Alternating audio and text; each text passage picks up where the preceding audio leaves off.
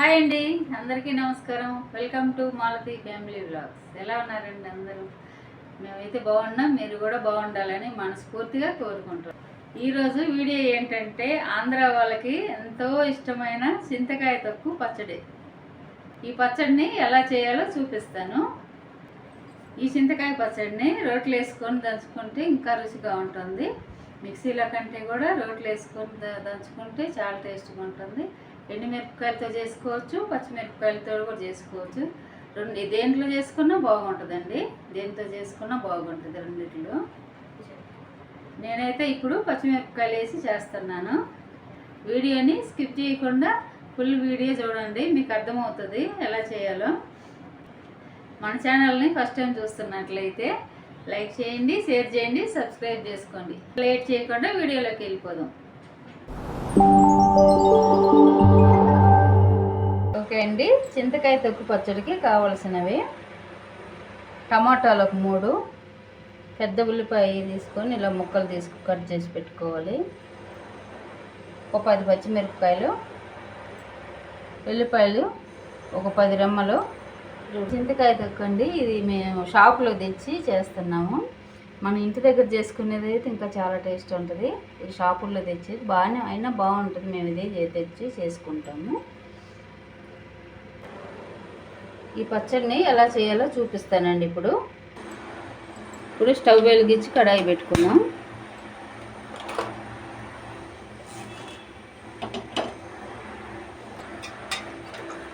నేను 3 స్పూన్లు ఆయిల్ వేస్తున్నాను.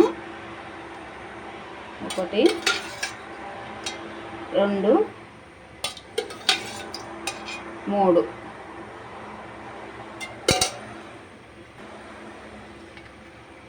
ఇప్పుడు ముందు పచ్చిమిరపకాయలు వేసుకుందాం, తర్వాత టమాటాలు,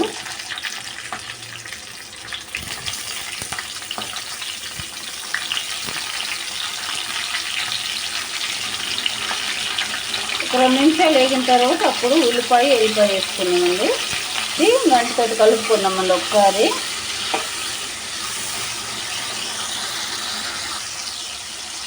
ఈ చింతతొక్కు పచ్చడికి ఉప్పు అనేది చూసుకొని వేసుకోవాలండి. ఆల్రెడీ చింతతొక్కులో ఉప్పు వేసి తొక్కుతారు కాబట్టి ఇంకా ఉప్పు అనేది చూసుకొని వేసుకోవాలి. అందుకని ఇప్పుడు ఉప్పు వేయలేదు, లాస్ట్లో చూసుకొని వేసుకున్నామండి. ఊకండి, ఒక 2 నిమిషాలు ఇలా వేగిన తర్వాత ఇప్పుడు మనం ఉల్లిపాయ వేసుకున్నాం. ఉల్లిపాయ ముక్కలు వేసుకోవాలి.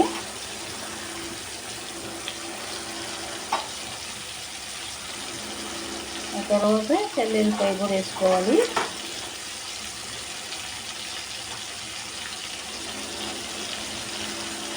ఇవి కూడా నూనెలో వేగితే బాగుంటాయండి టేస్ట్.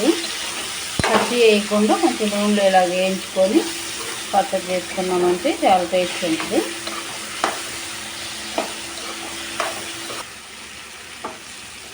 ఓకే అండి, మధ్య మధ్యలో ఇలాగా అడుగంటకుండా కలుపుతూ ఉండాలి. అయిపోవచ్చింది.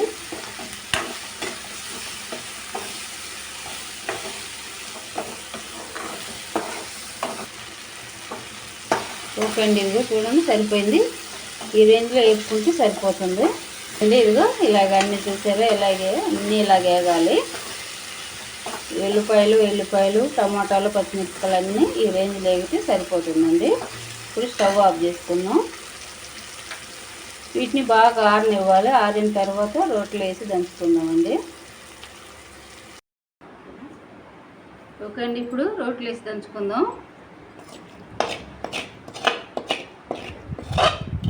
ఇలా పచ్చిమిరపకాయలు వేసి చేసుకోవచ్చు. ఈ పచ్చిమిరపకాయల బదులు ఎండుమిరపకాయలు కూడా వేసి చేసుకోవచ్చు అండి, అలా కూడా బాగుంటుంది.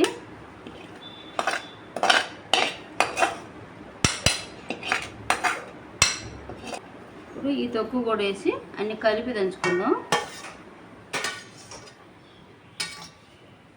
చింత విత్తనాలు అట్లాంటివి ఉంటే తీసేసుకోవాలండి. ఇప్పుడు అన్నీ కలిపి దంచుకుందామండి, ఉప్పు వేయొద్దు.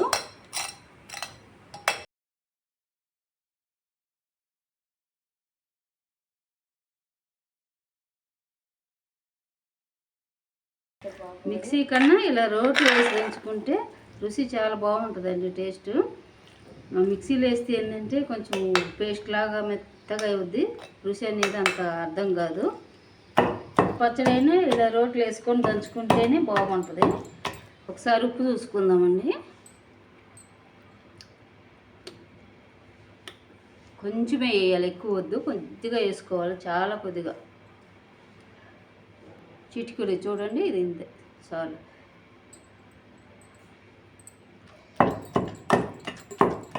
ఒక గిన్నెలోకి తీసుకొని తాలింపు వేసుకుందాం.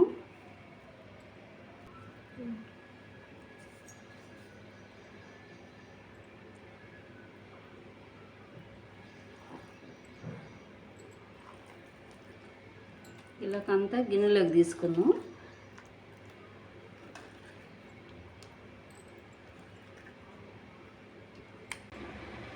ఇప్పుడు తాలింపు వేసుకుందామండి. స్టవ్ వెలిగించుకొని చిన్న కడాయి పెట్టుకుని ఆయిల్ వేసుకుందాం.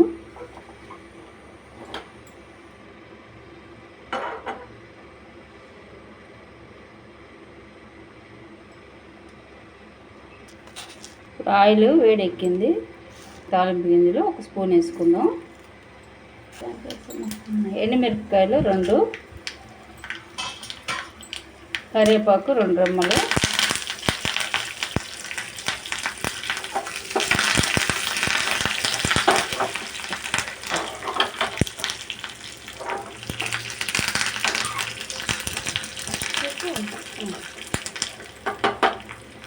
సరిపోయింది. తాలింపు వేగింది. ఇప్పుడు పచ్చళ్ళు వేసుకుందాం.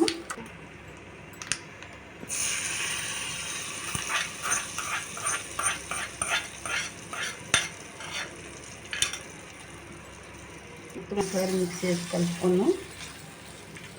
ఇలా మొత్తం ఒకసారి కలుపుకోవాలి. కలుపుకుంటే 2 రోజులైనా ఉంటుందండి. ఇలాగ వేడి అన్నంలో వేసుకొని నెయ్యి వేసుకొని తింటే చాలా బాగుంటుంది చింతకాయ పచ్చడి. ఓకే అండి, మీకు నచ్చితే ఒకసారి ట్రై చేసి ఎలా వచ్చిందో నాకు కామెంట్ చేయండి.